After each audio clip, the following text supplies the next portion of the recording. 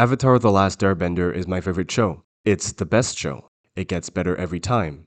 Alright, so I've been dreading Netflix's live action adaptation of Avatar: The Last Airbender the same way people who believed in the Mayan calendar dreaded December 21st, 2012. I blame Cowboy Bebop and Full Metal Alchemist for expecting the worst when it comes to Netflix trying. With the trailer having been dispatched, we finally have something to judge, mostly aspects of the mise-en-scène. According to my theory about trailers meant to sell a product, flexing on its best qualities, I have no reason to expect any different from this as low as my expectations already were. If trailers aren't a good enough source from which to base our judgments, then why make one in the first place? It's showing you how it looks. It's at least honest in that regard. Maybe we should instead have the producers entice us with words by reading a descriptive text listing their artistic intentions instead of using actual footage. The most a trailer can do is embellish what it's trying to sell, but that's not what's happening here.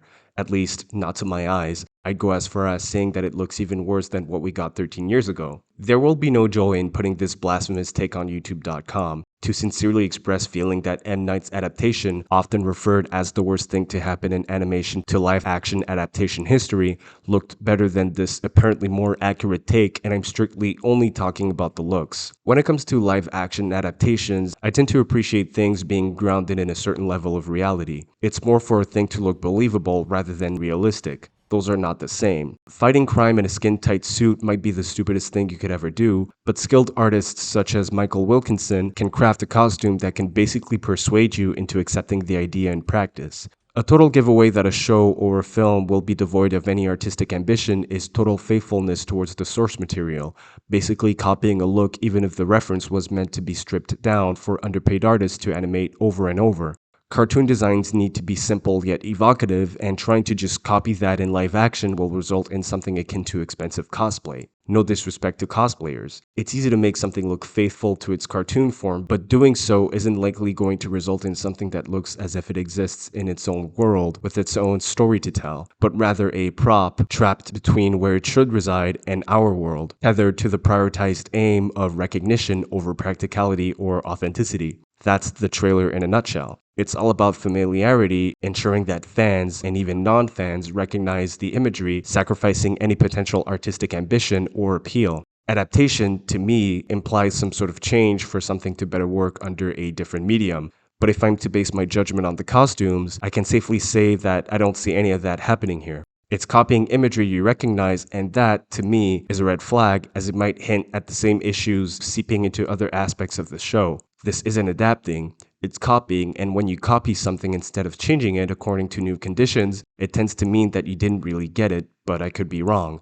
All I can hope is that this lack of aesthetic confidence or risk won't seep into the more textual aspects of the show. Maybe the writing and performances will do most of the heavy lifting. I'm even opening myself to the possibility that the writing will top the works of Michael Dante DiMartino and Brian Konietzko, but I'm ready to bet a kidney that it won't. Now, strap yourselves in, because I'm about to do the unthinkable. I'm gonna gas up M. Night Shyamalan's The Last Airbender, which I'm pretty sure is a federal crime, but I'll do it for the truth. My truth, at least. I only use M. Night's name so that we all know what I'm referring to, and not to credit him for the things I'm about to praise. Aang's outfit is a win, and basically represents my preferred approach in terms of animation to live-action adaptation, casting aside. I repeat, casting aside. The outfit doesn't copy the cartoon, but the idea remains. It grounds the character by bringing emphasis to the Buddhist monk inspiration. I like the light yellow as the dominant color for his outfit, with the red belt to tease the color duo from the original design without breaking the silhouette. Texture and fabric add detail while keeping it somewhat simple. Having one dominant color will allow stronger iconography and tends to look better on film.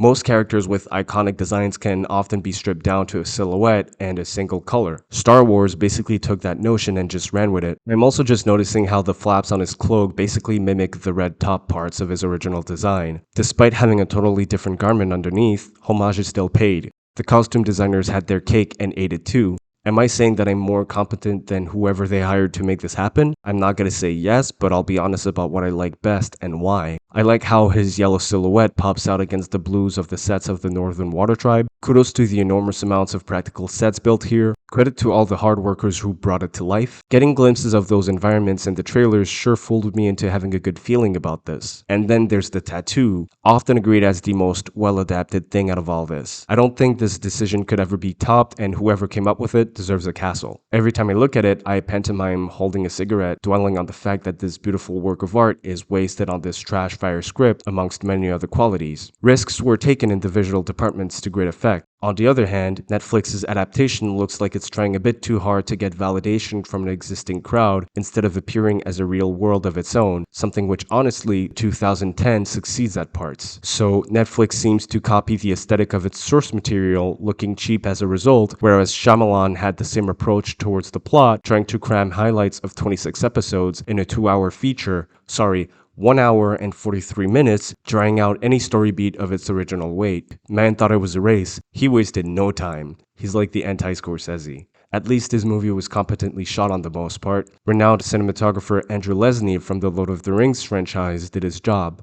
Rest in peace. I know that budget has lots to do with the qualities I mentioned, but that's what you get for spending $150 million on a film instead of $15 million for 8 episodes each. Budget is spread less thin as a film. I also just find turning a series into a longer series to be more redundant than turning the same series into a film. It sounds like a writing challenge that should be carefully taken on, but would better justify the change in medium and could look better for it, which it did, for the most part. This just looks like an attempt. There's that shot of Ozai's throne where the background flames look small but rescaled to look big and scary, while the throne structure looks like an unconvincing miniature. This might not actually be how it was done, but that's how it feels, which is a problem. It's unconvincingly trying to do a thing from the show, and it could have looked amazing too, but the funds were just insufficient. High budget can often appear as larger real sets, slightly more convincing CG, and better location scouting. I like how there's a paved road in that shot of Zuko doing a kickflip, like they searched the easiest place near the studio to shoot a forest and they took it. It's completely flat. It's giving fan film, honestly. At this point, I already know that people are screaming, asking what the hell it is that I want, if not something completely faithful, and while specific, what I want is simple. Imagine an adaptation with the same scope, writing quality,